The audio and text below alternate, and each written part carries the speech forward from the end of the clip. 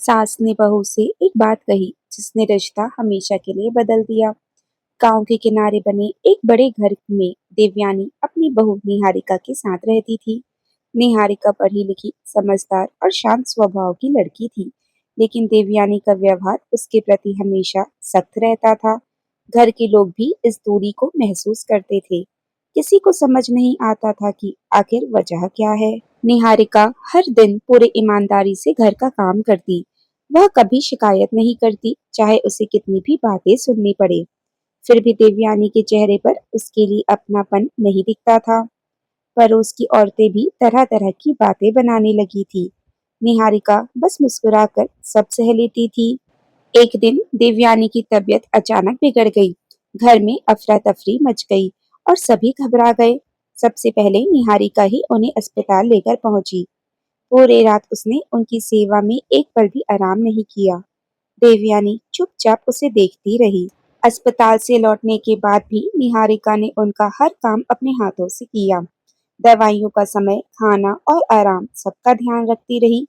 देवयानी पहली बार सोचने लगी कि शायद वह उसे समझने में गलती कर रही थी, लेकिन उनके मन में अभी भी एक बात दबकर रह गई थी। वही बात सब कुछ बदलने वाली थी। कुछ दिनों बाद घर में पूजा रखी गई। रिश्तेदार और पड़ोसी सब इकट्ठा हुए। सभी निहारिका की तारीफ कर रहे थे कि उसने सास की कितनी सेवा की। देवयानी सब सुन रही थी, लेकिन चुप थी। उनके मन का बोझ और बढ़ता जा रहा था। उस रात देवयानी ने निहारिका को अपने कमरे में बुलाया। कमरे में अजीब सी खामोशी थी। निहारिका सोच रही थी कि शायद फिर कोई गलती निकालेंगे, लेकिन इस बार देवयानी की आंखों में अलग ही भाव थे। वह धीरे धीरे बोलना शुरू हुई। देवयानी ने कहा, मैंने तुम्हें हमेशा परखा क्योंकि मुझे डर था कि तुम भी मुझे छोड़ दोगी। यह सुनकर निहारिका हैरान रह गई। उसे समझ नहीं आया कि आखिर ऐसा डर क्यों था। देवयानी की आंखों से आंसू बहने लगे। वर्षों से दबा दर्द बाहर आने लगा। उन्होंने बताया कि उनकी अपनी बहू जैसे एक बेटी थी जिसने शादी के बाद रिश्ता तोड़ लिया था। उसी दर्द ने उनके मन में अविश्वास भर दिया। उन्हें लगता था कि हर नई बहू एक दिन उन्हें अकेला छोड़ देगी, इसलिए उन्होंने कभी किसी को दिल से अपनाया ही नहीं। निहारिका सब सुनती रही। कुछ पल की खामोशी के बाद निहारिका ने उनका हाथ पकड़ लिया। उसने कहा, मैं आपकी बेटी बनकर आई हूँ, मेहमान बनकर नहीं। यह सुनते ही देवयानी खुद को रोक नहीं सकी। उन्होंने पहली बार अपने बहू को गले लगा लिया। दोनों की आंखों में खुशी के आंसू थे। अगली सुबह घर का माहौल पूरी तरह बदल चुका था। देवयानी अब हर काम में निहारिका का साथ देने लगी। दोनों साथ बैठकर चाय पीती और हंसती। परिवार के लोग भी यह बदलाव देखकर खुश थे। किसी को यकीन नहीं हो रहा था। धीरे धीरे पूरे गांव में उनकी मिसाल दी जाने लगी। लोग कहते हैं कि जहां पहले हर दिन तकरार होती थी, अब वहीं प्यार बस गया है। पड़ोस की औरतें भी देवयानी के बदले हुए व्यवहार की चर्चा करती थी। निहारिका हमेशा मुस्कुराकर सबका स्वागत करती।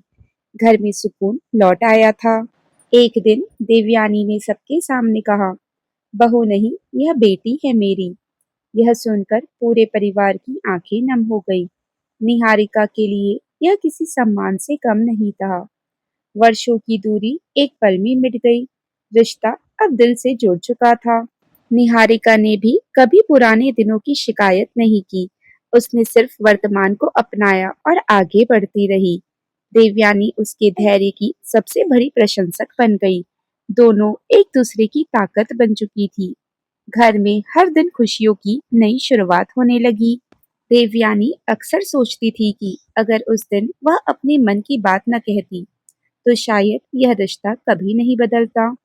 सिर्फ एक सच्ची बात ने वर्षों की गलतफहमी मिटा दी। कभी कभी रिश्तों को बदलने के लिए बड़े काम नहीं, बस सच्चे शब्द काफी होते हैं। यही उनकी सबसे बड़ी सीख बन गई। उस दिन के बाद घर में कोई सास और बहू नहीं थी, सिर्फ माँ और बेटी थी। जो रिश्ता कभी मजबूरी लगता था, वही सबसे मजबूत रिश्ता बन गया। देवयानी की एक सच्ची बात ने दोनों की जिंदगी हमेशा के लिए बदल दी। इसलिए कहते हैं, प्यार और विश्वास से हर टूटता रिश्ता फिर जुड़ सकता है। और यही इस कहानी का सबसे सुंदर सच है। अगर इस कहानी ने आपके दिल को छुआ हो और आपको इससे कोई सीख मिली हो, तो इस वीडियो को लाइक और अपने दोस्तों व परिवार के साथ शेयर जरूर करें। ऐसी ही दिल को छू लेने वाली भावनात्मक और प्रेरणादायक कहानियां सुनने के लिए हमारे चैनल को सब्सक्राइब करें और बेल आइकन दबाना न भूलें, ताकि हमारी हर नई कहानी सबसे पहले आप तक पहुंचे। आपका प्यार और सहयोग ही हमें बेहतर कहानियां लाने की प्रेरणा देता है। धन्यवाद।